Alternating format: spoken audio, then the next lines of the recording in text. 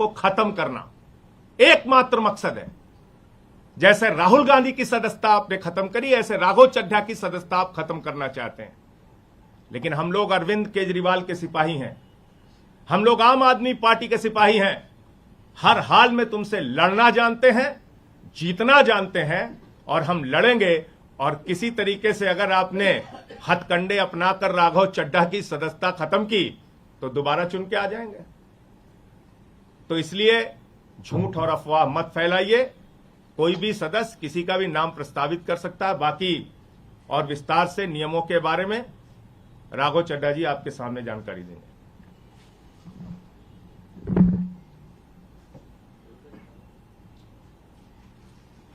BJP का मूल मंत्र है repeat a lie 1000 times and it becomes the truth.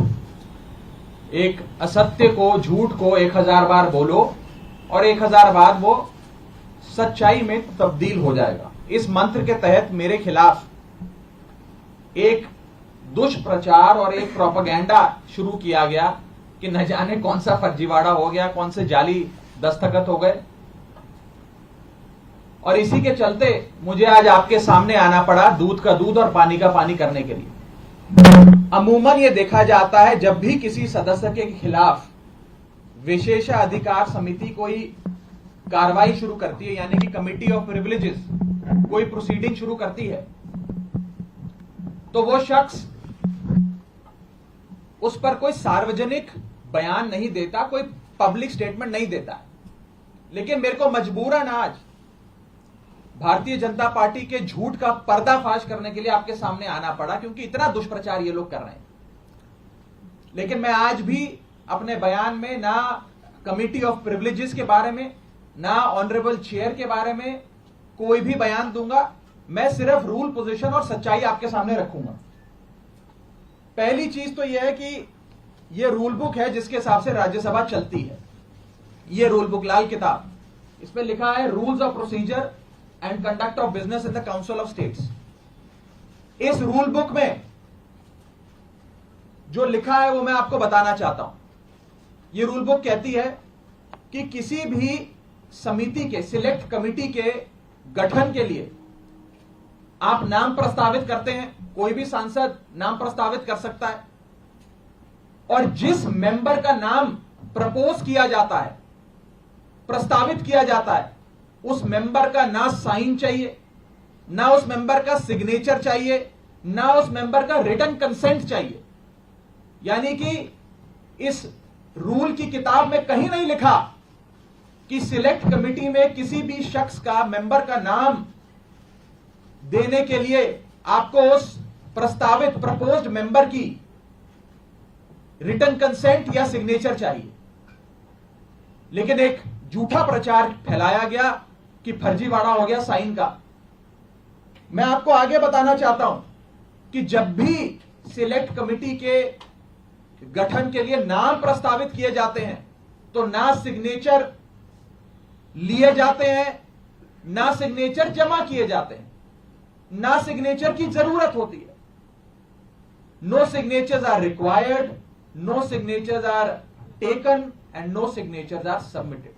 तो जब किसी का हस्ताक्षर लिया ही नहीं, जब कोई हस्ताक्षर जमा किया ही नहीं, तो ये फर्जी साइन का जो एक अफवाह फैलाई जा रही है, ये सरासर गलत, झूठ और बेबुनियाद है। और ये मैं कानून की पोजीशन के हिसाब से बता रहा हूं। और मैं आज इस मंच से बीजेपी के नेताओं को चुनौती देता हूं कि वो कागज लेकर आए मेरे सामने, show me that piece of paper जिसपे ये दस्तखत है।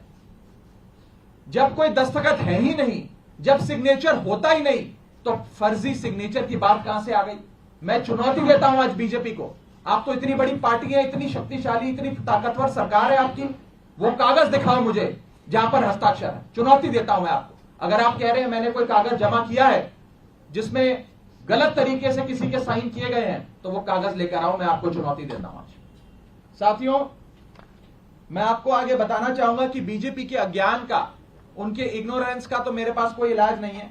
लेकिन प्रोसेस ये होता है कि जब भी कोई विवादित, कंट्रोवर्शियल बिल सदन के भीतर आता है तो एक समिति गठन की एक प्रक्रिया बताई गई है कि अगर कोई मेंबर चाहे कि इस बिल पर मतदान ना हो, इस बिल पर और चर्चा हो और इस बिल में क्या चेंजेस किए जाएं वो बताए जाएं, उसके लिए एक समिति का गठन किया जाए।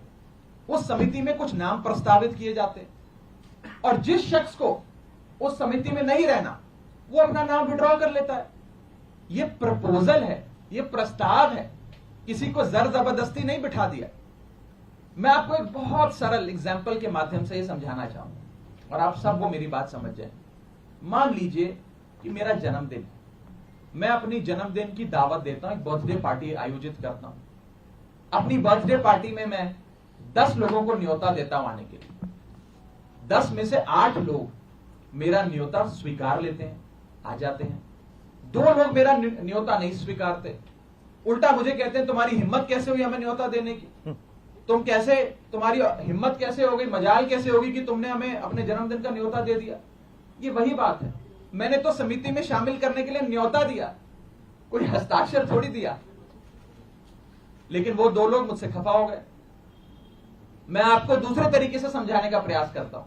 आज इस प्रेस कॉन्फ्रेंस में इतने सारे पत्रकार आए हैं, मैंने अपनी पार्टी को 10 पत्रकारों का नाम प्रस्तावित किया कि इन 10 पत्रकारों को आप आज की प्रेस कॉन्फ्रेंस में बुला लीजिएगा, मैं मीडिया से संवाद करना चाहता हूं। 10 में से 8 पत्रकार आ गए, 2 पत्रकार नहीं आए और जो 2 पत्रकार नहीं आए वो कहते हैं इनकी हिम्मत कैसे हुई हमें न्योता देने का प्रेस कॉन्फ्रेंस का।